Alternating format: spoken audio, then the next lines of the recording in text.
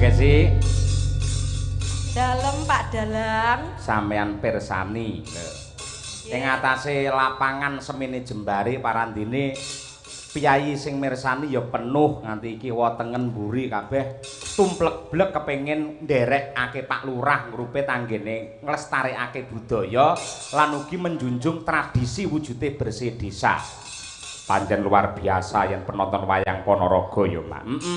Mila saking menika tepuk tangan untuk semua penonton yang hadir pada malam hari ini luar biasa. Ya. Elok temenanan. Ayo arep matur apa Bu Kesi?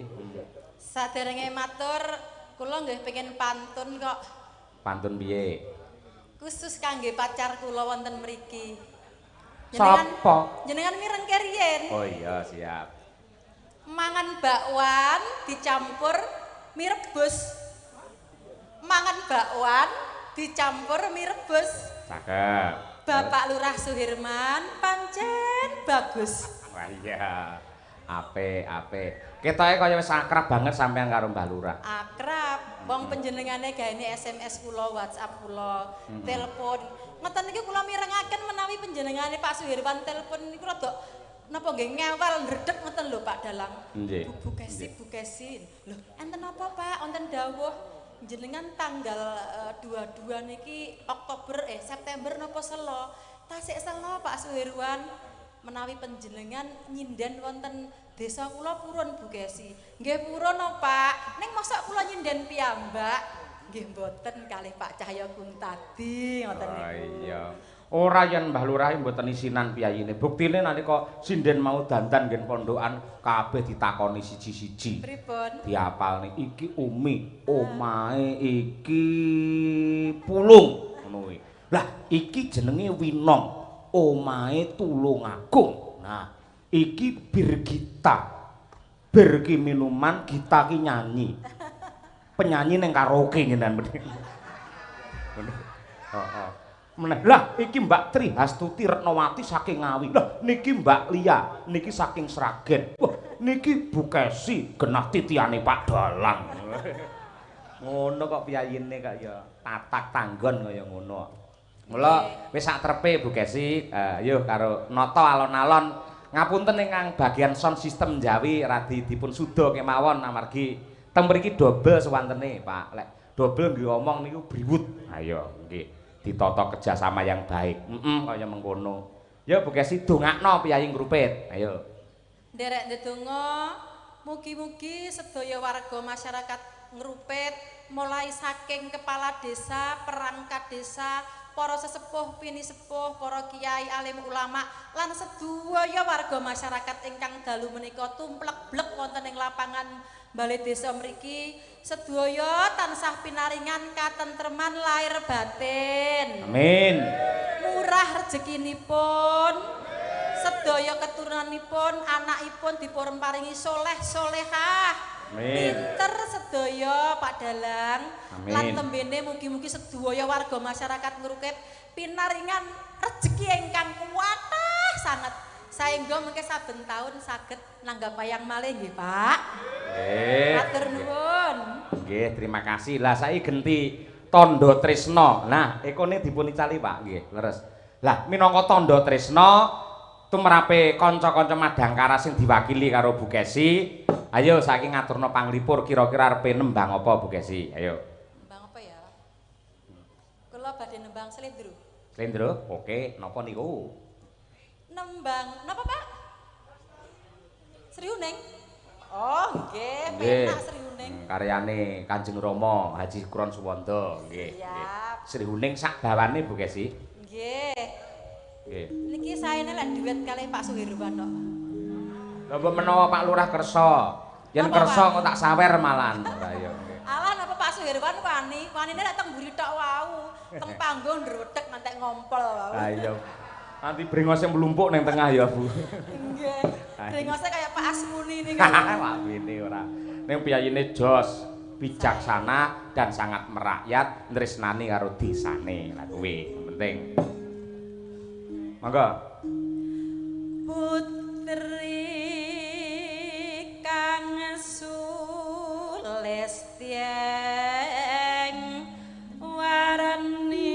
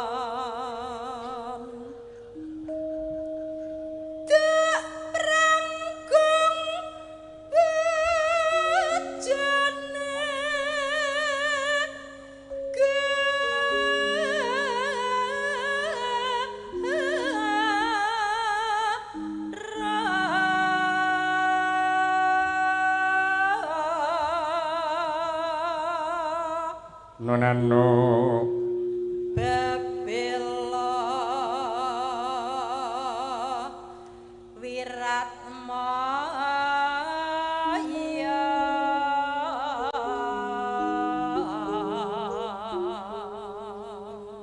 ya yo rangi rasri kuning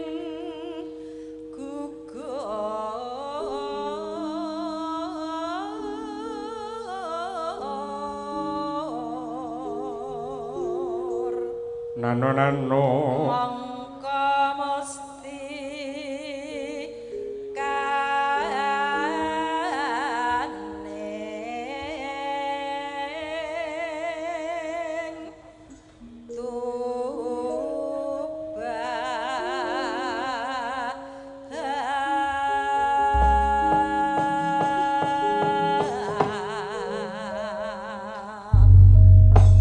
monggo sak langgamipun Bu Kesi.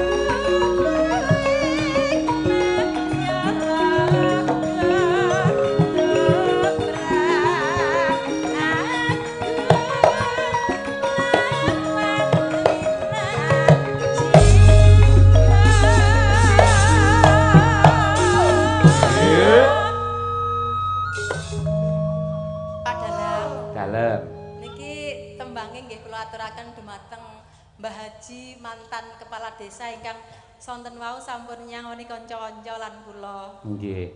Kanca-kanca mung siji aku loro dhewe. Matur nuwun nggih, Mbah. Nggih. Mbah Muhammad Kurnen asmanipun. Nggih. Niku. Matur nuwun. Mugi-mugi dipun paringi sehat walafiat Mbah Kurnen. Nggih.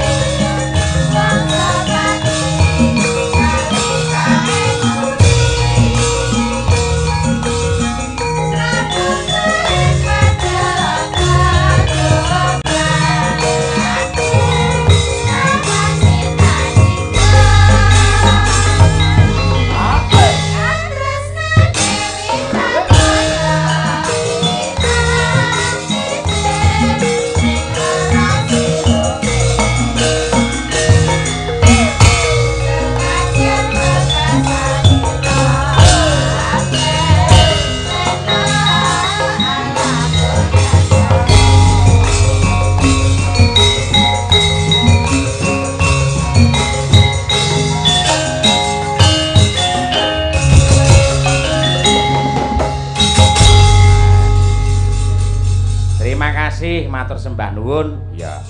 Muga-muga bisa kanggo jampine sayah para panitia mligine Mbah Lurah ya, Mak. Ngono kuwi. Lah, keparenge panitia iki uga ana bintang tamune. Ya, ana pelak wae. Ana ya kuwi Mas Klidik karo Mas Kluthuk ning Serawuh Forum ya piyayine ya. Menawi engko tiwas tak supoti bae urung wediku kaya. Kecelik ndan. Sampun rawuh enten sing ngecek niki. Sampun nggih? Alhamdulillah. Yo, Cok. Gethuk dingin ngurmati Mas Klidik lan Mas Kluthuk anggene minggah ana pepanggungan. Monggo, dados.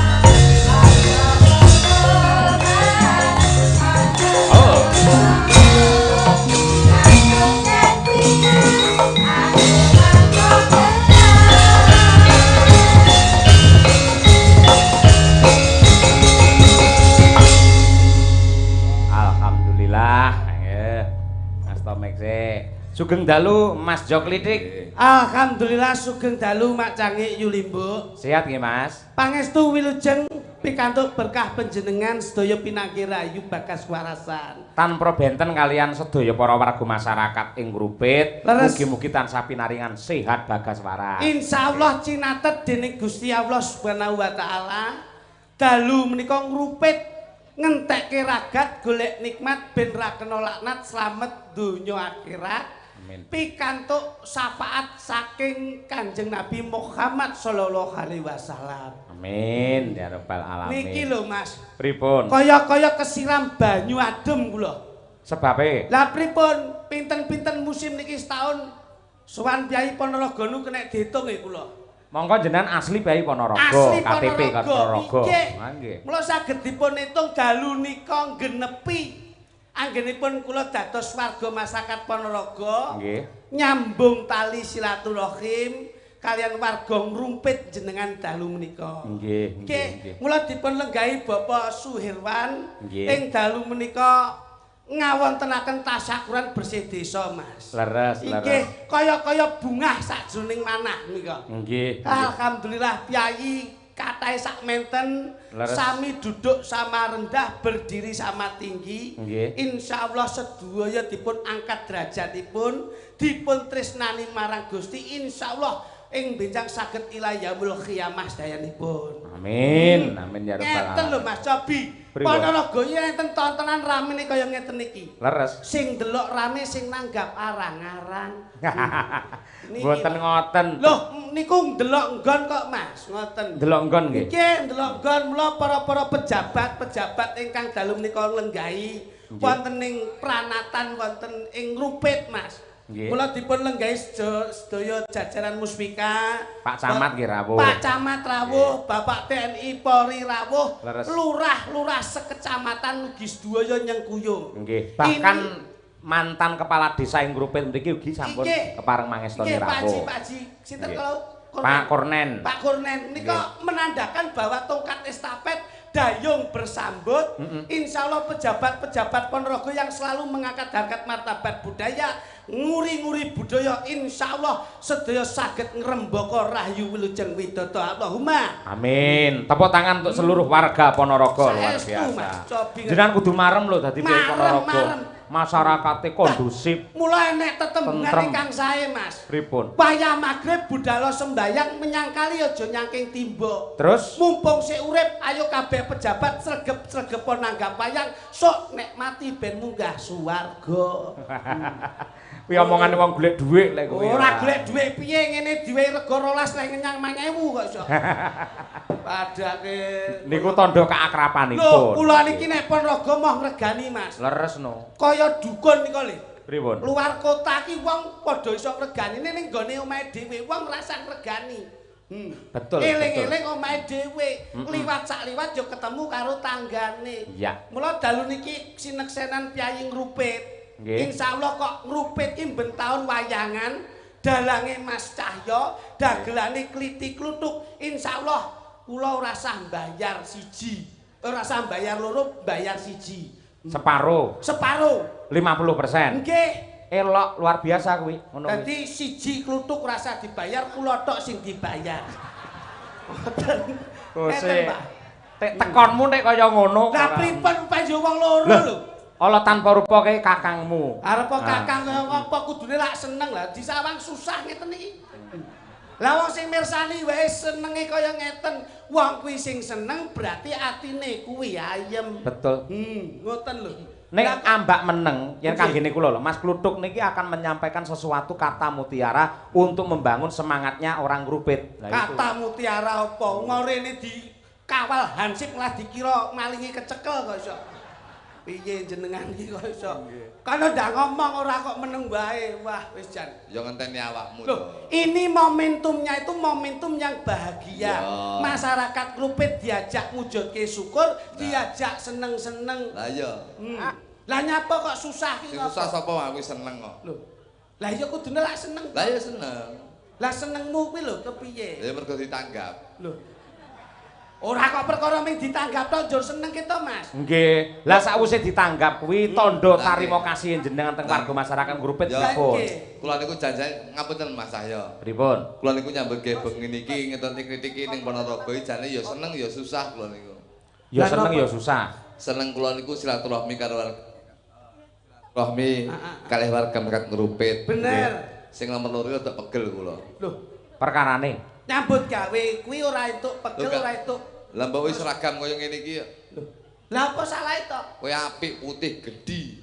Ketok gagah kaya macan kereng. Lho, Ponorogo kok. Lah aku bareng ngawaki ireng cilik mbok ge seragam malah kaya garangan ya aku. Lah iki berarti ora syukur kita, Mas. nggih, nggih. Kowe iki lak ngerti tata tembungane wong Jawa, kene rada maju.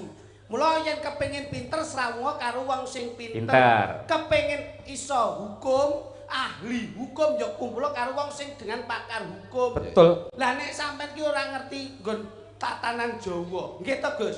Mula kula gawene ngeten iki napa pampriye. Wong Jawa kuwi ana tetembungan sing apik. Ajining raga gumantung saka busana. Ajining awak gumantung saka tumindak, ajining diri gumantung saka lati. Leres. Mula kaya Mbah Lurah Suherwan ki karena wong sing dedeg piadeke ya wicaksana. Mula nek nggon-nggon nyenengke wong, insyaallah bakal iso ya tetep diparingi seneng dhewe. Ngono. Sing ngomong seneng sapa? Mbak Lurah ki iso nyenengne wong tapi atine susah apa ora kowe?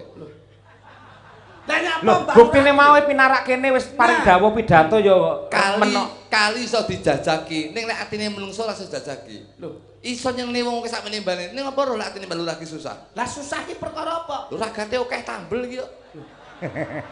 Lho jenenge tambel ki tanggung jawabe pemimpin desa kita. Ya, kewajibane pancen ngono Sing kuwi. diarani lurah ki ngelu ning silah kuwi wis pas. Lah ya wis to. Arep tambel-tambel lah. Wah, lha iki. Iki nun sewu, Gus. Pripun? Kula kandhake wong seneng kuwi bakal tundane diparingi seneng. Dadi Mbah Lurah ki senajan to susah, ning besok bakal diparingi seneng. Tetembungan sing apik berakit-rakit dahulu, berenang-renang ketepian. Mula bersakit-sakitlah dahulu, bersenang-senang kemudian. Sing ngomong sapa? Tangga ki endenge enek lara-lara akhire ya mati ora seneng ya. Lah iki ya mleset meneh lho omongane iki mleset. Ayo. Ki omongane mleset neh iki. Berakit-rakit ke hulu berenang-renang ke tepian. Bersakit dahulu, bersenang-senang kemudian nyatane tanggaku ndek iki lara-laranen. Nyatane ya mati. Ora sido seneng.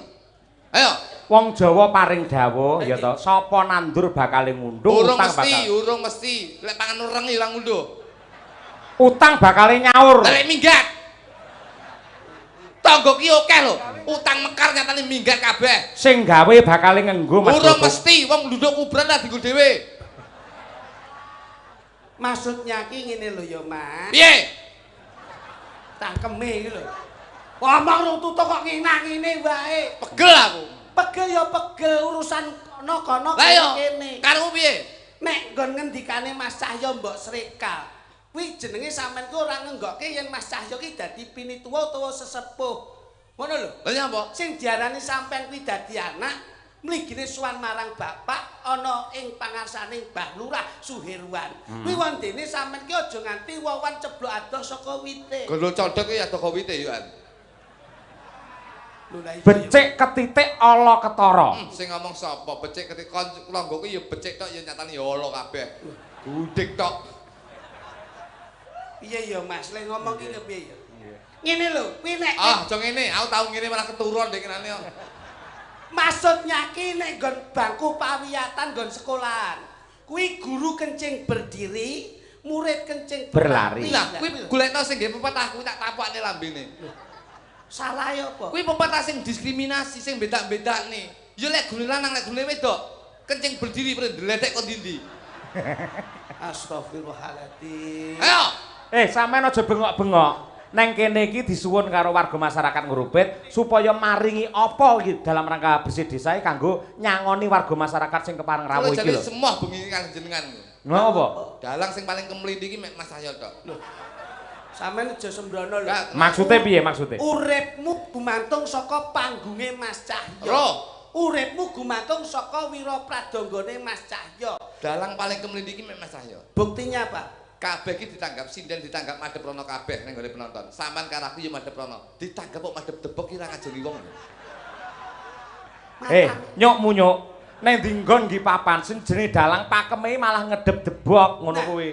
Ki lho, kowe iki wah jan kepiye? Ning ndi nggon ki sakrale dalang ki yo madhep rono. Mula diarani dalang ngudal piwulang. Kuwi lho. Wayang wajib sembahyang, ringgit njeng Sunan Giri sing anggit, ngono kuwi lho. Wah, lah kowe sinaumu kurang kok ngono lho. Dadi paling ora ki dalang kalawan apa, Mas?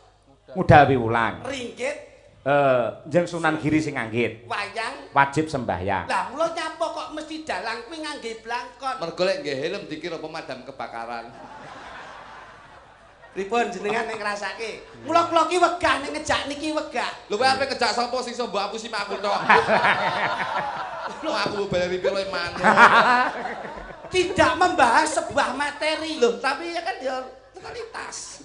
Tapi kinerja gitu Gus. Lah ya kuwi lho maksudku kuwi lho. Profesional. Yen wis ditimbali kuwi sangumu apa, mulihmu nggawa apa. Lah ya kuwi maksudku lho. Ndongake penonton ki wondene kaya tawon. Tekane nyenengke, baline ya nyenengke. Lah kok iso? Tawon ke delok to. Tekane lak nyenengke. Teko ya nyenengke, ora ganggu. Urung mesti lek taun ki nyenengne. Nyatane nek taun sing nglarani. Apa? Lek pas ngentup.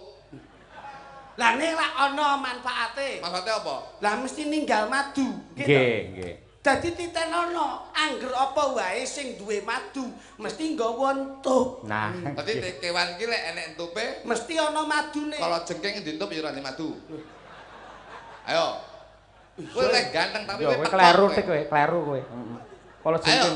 Kalau jengking nyatane dientup ya ora madu. Ayo. Keroyokan. Kowe karo iki ora karo aku kok ya. Ayo napa? Sing ngomongne madu lak iki ki mau. Nyatane kalau jengking ya apa jenenge entup nyatane ora madu. Lho kabeh kewane duwe spesial dhewe-dhewe. Nah, niki. Nadyan to kala jengking ora duwe madu ning lak duwe supit. Lek duwe supit berarti duwe entup. Entup. Lek duwe supit Entup. Cuyuhe duwe supit ya ora entup. Sampai malih padha karo aku to, Mas. Lah iya, masa wong loro kalah karo wong siji awake dhewe. Lah iki wong pinter kalah karo wong goblok iki ya iki. Goblok kuwi nek nggon ilmu kehewanan. Kuwi jelas cara penelitian beda. Lah iya, kowe ngomong to, kabeh nek disupit mesti duwe entup. Nggih. Nyatane cuyuhe disupit ya ora entup. Mergo diwenehi totok. Lah nek totoke Mesti duwe cupit. bulus kan duwe totok ya ora disupit. Ayo. Ya Allah, ya. Ayo. Mergo kae ra duwe cupit enek totoke, mergo gulune dawa. Lek gulune dawa Mesti enek totoke. banyak gulune dawa totok. Lho, nek kae gulune dawa lak batuke nono. Lek bantuke nono Gulune dawa. Pak sentuhe merotokmu bantuke nono gulune ndek ya. Iki ya-yaan. Tekan ndi iki piye kuwi? Ya-yaan kae. Lek aku teko yo. Lho, piye lek ngomong Pak Sendo piye? Pak sentuh gulune ndek ya. Batuke nono. Adek nono. Tapi lak duwe entuk. Lah kuwi. Tapi lak gedhi.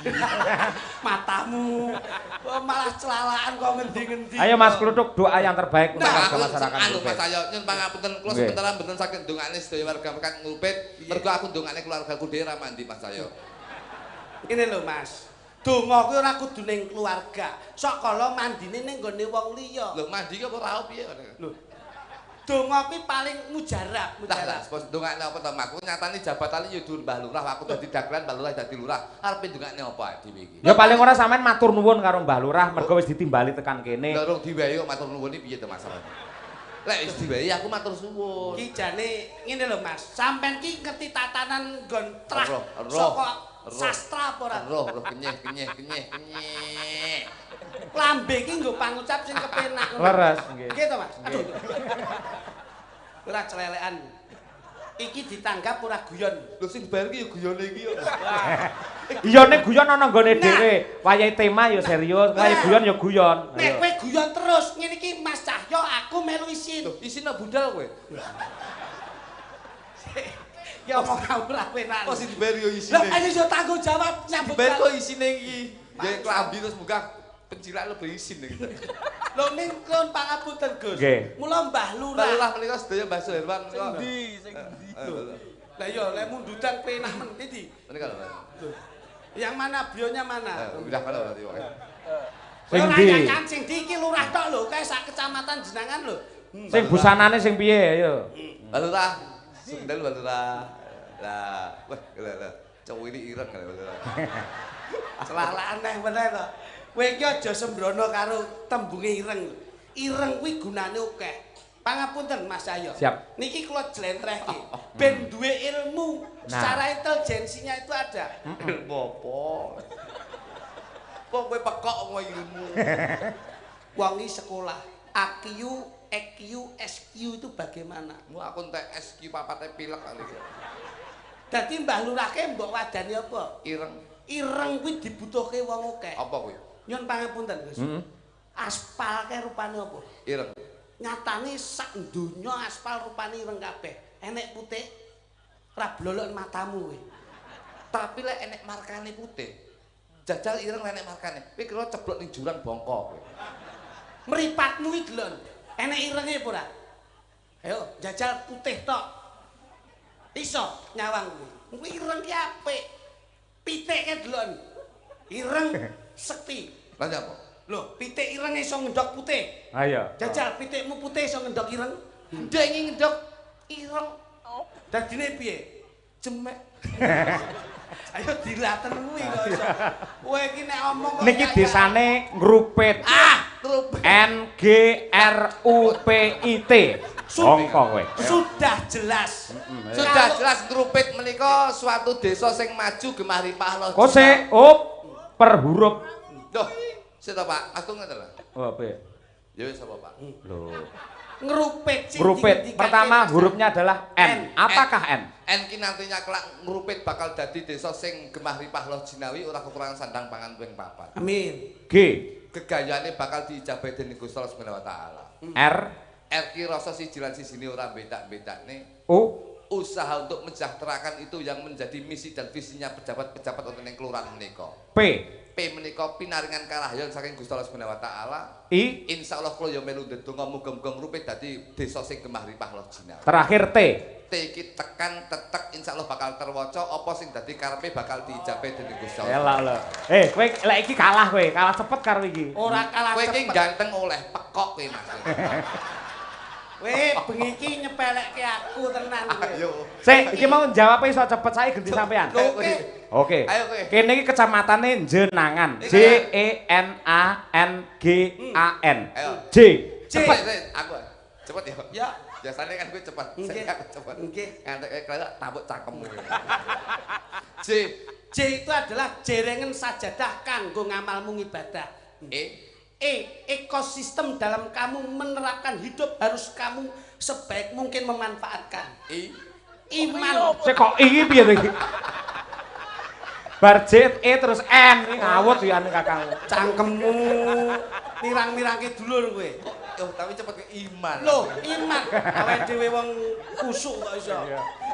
N.